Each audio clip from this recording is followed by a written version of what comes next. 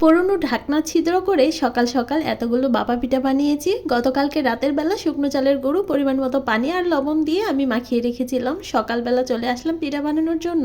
এখন একটা ঝুড়ির সাহায্যে খুব সুন্দর করে চেলে নেব। যখন চালা শেষ হয়ে যাবে তখন পিঠা বানানোর জন্য গুড়, নারকেল আমি সবকিছু রেডি করে রেখেছিলাম। আর সবকিছুই কিন্তু আমি রাতের বেলায় রেডি করে রেখেছিলাম। এখন সবকিছু নিয়ে এসে পিঠাগুলো বানিয়ে নিচ্ছি। শুকনো চালের গুঁড়ো দিয়ে পিঠা বানালে সাথে সাথে তেমন ভালো হয় না, আগে থেকে অল্প পরিমাণ পানি দিয়ে মিক্সড করে ভিজিয়ে রাখতে হয়। তাই আমি রাতের বেলা পানি দিয়ে ভিজিয়ে রেখেছিলাম। পিঠা বানানোর জন্য ভাপ দেওয়ার তেমন কিছুই আমার কাছে ছিল না, তাই পুরনো একটা ঢাকনা সকালবেলা আমি ছিদ্র করে নিয়েছিলাম। ঢাকনার সাইডগুলো ফাঁকা থাকার কারণে পানির ভাপটা বাইরে চলে আসছে, তাই সামান্য পরিমাণ আটা গুলে আমি চতুর্দিকে দিয়ে নিয়েছি। এখন কিন্তু পিঠাগুলো খুব সুন্দর করে হয়ে যাচ্ছে। আর এমন করেই আমি সবগুলো পিঠা বানিয়ে নিয়েছিলাম। আমার কাছে তো খুবই ভালো লাগছে একটা একটা পিঠা করে এমন করে বানাতে।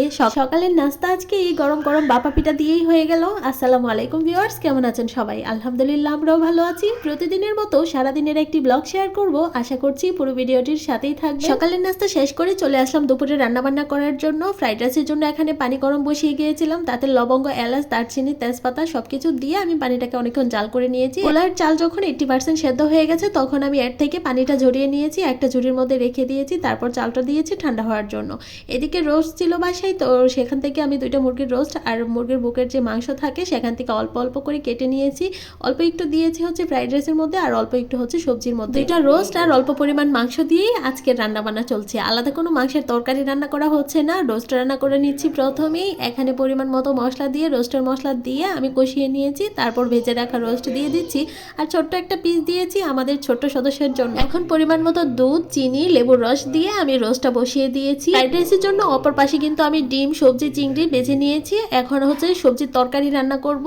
মানে আমি আমার মতো করে এই সবজিটা রান্না করছি, আর কিভাবে রান্না করছি সেটাই ধরুন শেয়ার করি। পেঁয়াজ কুচি কিভাবে ফালি করে নিয়েছি সেটা দেখেই বুঝতে পারছেন। তারপর চিংড়ি আর মুরগির মাংস একসাথে ভেজে নিয়েছি। আর এখানে হচ্ছে পেঁয়াজ বেরেস্তা, চীনাবাদাম, কাঠবাদাম আর হচ্ছে গোলমরিচ সবকিছু একসাথে দিয়ে সুন্দর করে মিহি করে ব্লেন্ড করে নিয়েছি। এই সবজি রান্নাই এটাই হচ্ছে আমার সিক্রেট মশলা। এটা দিলে কিন্তু সবজিটা খুব ভালো লাগে খেতে। তারপর এখানে কেটে রাখা সবজিগুলো দিয়ে দিচ্ছি। গাজর, শিম, ফুলকপি, আলু, টমেটো, শালগম সবকিছু দিয়ে দিয়েছি। তারপর হচ্ছে ফালি করে রাখা বেশ কিছু কাঁচামরিচ দিয়ে দিয়েছি। এখানে টমেটো সস দিয়েছি। সবকিছুকে এখন খুব ভালোভাবে মিক্সড করে নিয়েছি। আর ম্যাগি মশলা দিয়েছি 1 প্যাকেট, স্বাদ মতো লবণ। ব্লেন্ডারের জারে মশলার আর একটু পেস্ট ছিল সেটা ধুয়ে পানি দিয়ে দিয়েছি অল্প পরিমাণ। 5 মিনিটের মতো জাল করে নিয়েছিলাম। 5 মিনিট পর এর মধ্যে হচ্ছে গুঁড়া দুধ, একটা তেজপাতা, অফ ক্যামেরায় কিন্তু আমি সামান্য পরিমাণ টেস্টি সল্ট দিয়েছিলাম। শেষের দিকে ধনিয়া পাতা দিয়ে উঠিয়ে নিয়েছি। আর এখন হচ্ছে ফ্রাইড রাইসটা রান্না করব। এর জন্য গাজর কুচি, ফুলকপি, শিম, মটরশুঁটি সবকিছু দিয়ে একসাথে একটু ভেজে নিয়েছিলাম তেলের সাথে। তারপর হচ্ছে সামান্য পরিমাণ লবণ, গোলমরিচের গুঁড়ো আর ম্যাগি মশলা দিয়ে আবারও কিছুক্ষণ নেড়ে চেড়ে আমি সুন্দর করে সবজিটাকে সেদ্ধ করে নিয়েছিলাম। এখন আগে থেকে 80% সেদ্ধ করা ভাতগুলো দিয়ে দিয়ে, ক্যাপসিকাম ছিল না তাই বাসায় কাঁচা পাকা টমেটো ছিল সেটাই আমি কেটে দিয়েছি একটু লম্বা লম্বা করে। তারপর হচ্ছে মাংস ভেজে নিয়েছিলাম আর চিংড়ি ভেজে নিয়েছিলাম সেটাও দিয়ে দিয়েছি। এখন সবকিছুকে খুব ভালোভাবে একসাথে মিক্সড করে দিতে হবে। সবকিছু যখন খুব সুন্দর করে মেশানো হয়ে যাবে তখন এর মধ্যে ছোট প্যাকেটের 2 প্যাকেট টমেটো সস, তারপর হচ্ছে 1 প্যাকেট ম্যাগি মশলা সবকিছু দিয়ে আবারও কিছুক্ষণ মিক্সড করে নিচ্ছি। শেষের দিকে ধনিয়া পাতাও অ্যাড করেছি। বাসায় থাকা অল্প কিছু উপকরণ দিয়ে আজকের সব রান্না বান্নার আয়োজন করা হয়েছে। কেমন হয়েছে অবশ্যই কিন্তু কমেন্ট করে জানাবেন। সবাই অনেক বেশি ভালো থাকবেন। আল্লাহ হাফেজ সবাইকে।